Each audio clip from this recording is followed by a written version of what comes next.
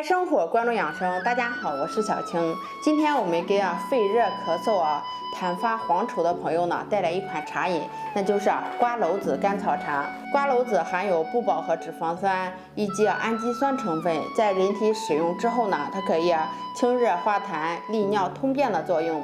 它与甘草结合呢，可以祛痰止咳、清热解毒的功效。下面呢，我就教大家煮一下。今天我们准备的中药材有瓜蒌子、甘草各3克，砂锅中准备800克水，我们把2种食材一起倒入砂锅中，大火烧开，改小火煮8分钟。盖盖的时候呢，不要盖严，以防它溢出来。现在我们这款茶饮呢已经煮好了，打开锅看一下。